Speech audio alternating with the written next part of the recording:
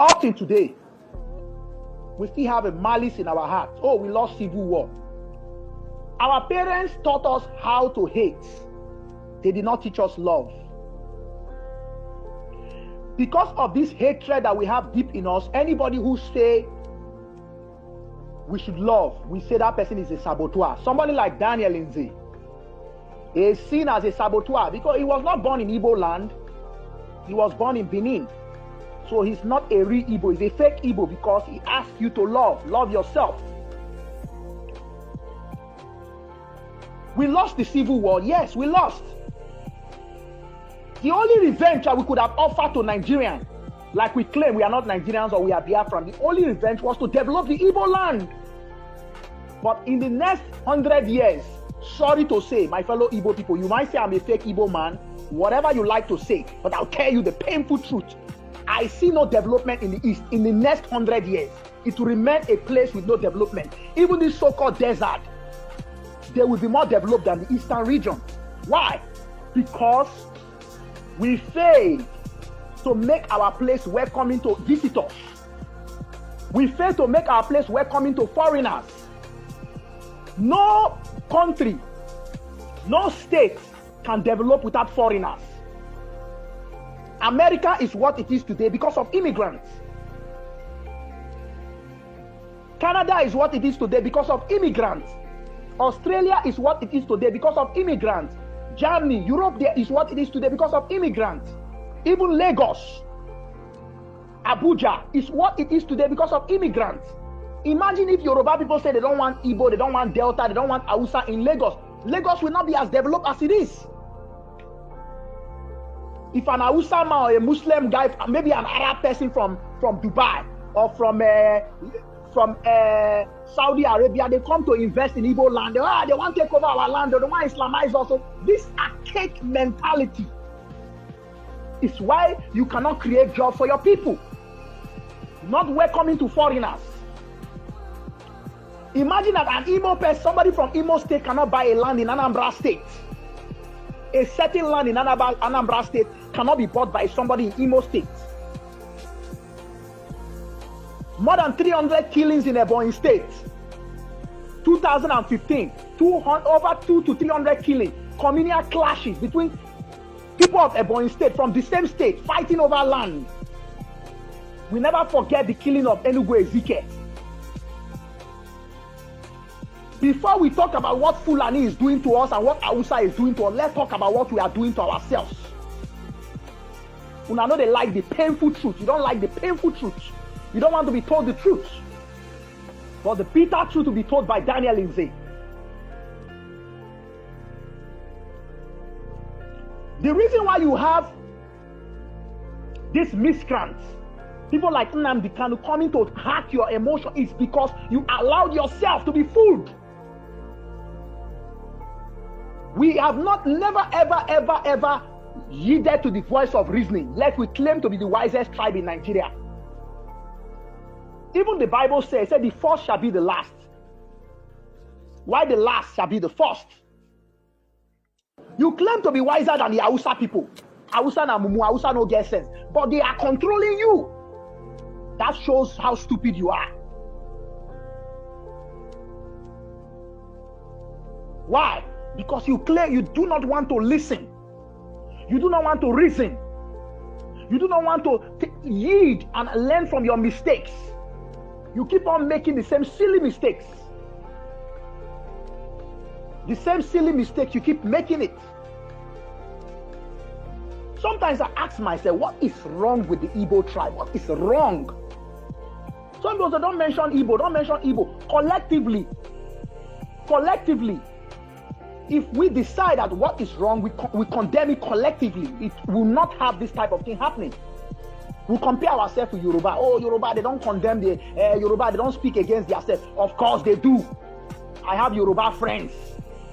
I grew up in Lagos. I was born in Benin. I grew up in Lagos. I lived in Yoruba. I stayed in Ogun State. They do condemn anything that is bad. You see, they prostrate. If you do something bad, they condemn you that you are disgracing Yoruba people. They prostrate and they call it dobale. They dobale and say, we are sorry. No, an Igbo man is never sorry. He's never sorry. We are one of the most tribalistic tribes in Nigeria, and we complain of tribalism. Even the tribalism even affects Igbos who are not born in Igbo land, Igbos who are born in Lagos, who are born in Kaduna. The mentality of my mama say I be Igbo. And you think these people will invest in Igbo land, you are joking. Even if you get Biafra, you will still be the poorest. The proof is there. You say Aboki no get, but they control. Your economy is controlled. Your political system is controlled. The proof is there. You keep saying if you get Biafra, it will be Eldorado, it will be paradise. But the proof is there. It will be one of the most backward places. Because you need to go outside to make money. A place that cannot welcome immigrants, that cannot welcome foreigners. How do you expect to develop and grow? How many Dangote trucks have been burnt in the east? The last time I checked, they were stealing. Northerners trucks that were bringing onions. People were going there to steal the onions. The reason for this blunder is because our political elite in Igbo land have refused to take responsibility. Education is lacking in Igbo land. When I say education, it doesn't mean to go to school. Education of how you see the outside world.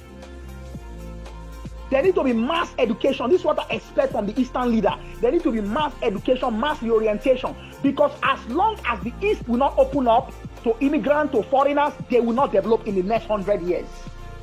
Even your neighbors from Port Harcourt cannot come successfully to Igbo land to develop. There is no one single state in Igbo land that is attractive. In the West African level of attractiveness. Lagos is attractive for investors. They can go there and invest. Abuja is attractive. Port Harcourt is attractive. Now you are claiming it, that it is yours. But you cannot develop a single Igbo state. Anambra is there. They are billionaires, but nothing. The roads are still left unpaved. No questions from your governors. Imo State is there. The Imo State that is trying to develop, you say is Fulani man who put the guy as a governor. So it's no longer Igbo man. You decide to want to humiliate him. This is the love you have for your brother. The last time you call Rocha, Sokorocha, Okurausa, you do not have a single respect for your Igbo elite. Because even the elite, they don't respect themselves. They don't stand. They don't have a stand. Today they are IPOB member. Tomorrow they are supporting Nigeria. Today they sympathize with IPOB. Even Abaribe or whatever he comes and says, it's a total disgrace. You are in the Nigerian Senate and you are supporting IPOB. This is the brainwashing. A group of young boys who carry stick, carry machetes, carry gun and start humiliating women. What kind of a culture is that? That is barbarism. Start humiliating women in the name of sit at home. Pregnant women we have to deliver on duress in the name of sit at home. People are left starving in the name of sit at home. It is not Buhari who did it to you. You did it to yourself. When Daniel Nze tell you the truth, you say Daniel Nze is a saboteur because you don't like to hear the truth. That is why you remain a slave. Strongo. You are fighting for the strong. What Strongo are you involved in? The Strongo. Me, I'm not involved in any Strongo. You are the one involved in Strongo. And you keep strongling for the rest of your life. Because your Strongo is with hate. They tell you present one man for presidency. You present 5 people from Igbo states. Present one man, you bring out 5 people. Anambra will bring 2. Enugu will bring 4. This one will bring this. You cannot come to a political consensus, to a political agreement, and you are justifying that you want to rule yourself. How can you rule yourself? Since after the Civil War, we have not proven nothing. You claim that you are the master tribe in Nigeria. You are the master class tribe. You say I'm not evil because I'm hitting you with the hardcore truth. You are the master tribe in Nigeria, but you are afraid to develop one reasonable eastern city that will rival Abuja, that will rival Lagos. Just even Kanu, you cannot present one. Charity, they say, begins at home. The whole place is with red sand. The roads are not tied. In most parts, you see one big house built by one millionaire. The rest places is full of shanty houses. A place whereby people don't worship integrity, they worship money. You are claiming that Nigeria is bad, Nigeria is a zoo, Nigeria, our passport have been destroyed. But I will tell you this thing today. It is not the Hausa Fulani man who destroyed Nigeria. It is you. Because when Hausa Fulani man, the politician, they thief money abroad, which they are welcome. That is not what destroyed the Nigerian. It is collective destruction. That is what destroyed the image of Nigeria. You go to Thailand, you have the Igbo people there selling drugs. You go to Malaysia, you have them there committing crime. You go to South Africa, you have them selling drugs, using South African women for prostitution. Other tribes are committing crime abroad, but our own day too much. And I don't like truth. Until we start condemning evil in our land, we don't have a justification to say Fulani is the problem. Because the killing that is happening now in Igbo land is committed by Igbos. Somebody's penis was cut off, and somebody that is an Igbo man who claimed to have a conscience will say it is good in the name of struggle. What type of useless struggle? When you see the truth, you tell yourself the truth. You have if you look at the economy of Nigeria and the political scenario of Nigeria, the Igbos are controlling the economy. They have the economy. Yes, they have the economy. Trade and commerce. The Hausa Fulani, they have the political class. You say marginalization. Okay, yes. Marginalization is because of what you've done to your own self. You control the Nigerian economy, importation of goods, distribution, but yet you cannot create one factory in your own village. You cannot convince a Chinese company. I gave this proposal personally to myself, to Nnamdi Kanu. I said the way forward is industrialization. Industrialize the Igbo land. When he came to America, I told him, industrialize the Igbo land. He said, no, you cannot industrialize. Because if people have jobs, they will not fight for Biafra. That's how a human being reasons. You control you can easily call a Chinese company to come and set up factories, but you don't have the brain to do that. The Yorubas, you say they are saboteurs, they are betrayers, they are this, they are that, but they are educating their people, creating free education for their people, creating different things. Nobody in life is perfect, but our mumu done too much. Somebody says he wants to set you free from slavery in the name of IPOB, in the name of ESN, only for that person to torture you, to humiliate you. Now you cannot open your market. Very soon they are going to say you cannot open your shop for 1 month, and there's nothing, absolutely nothing you can do about it. You claim to have Akpo Obi. Where are the Akpo Obi men? The men with Akpo Obi, Amon Obi, where are they? Somebody, a young boy with stick, and maybe a local made rifle will tell you cannot go to work. You sit at home. A matured Igbo man will sit at home and support it. What is beyond coward? If you guys don't start speaking against IPOB, ESN, a time will come, this monster will consume your children, this monster will consume your family, and the federal government will not send in any troop. They will allow you to destroy yourselves, and you will not get Biafra. Rather, you will make your land more miserable. And when you go to other parts of Nigeria, after destroying your own place, they will still term you as Igbos, because you gave yourself that bad name.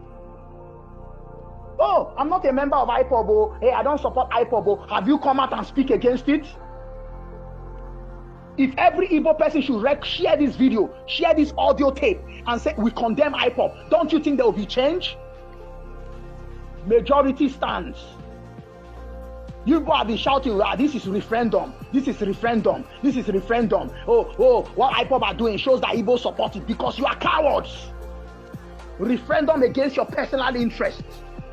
Referendum against your businesses. Referendum against your family. Referendum against your freedom. You are fighting for freedom, but your freedom is being taken away from you under your nose, and you cannot see it. You are saying you are in struggle.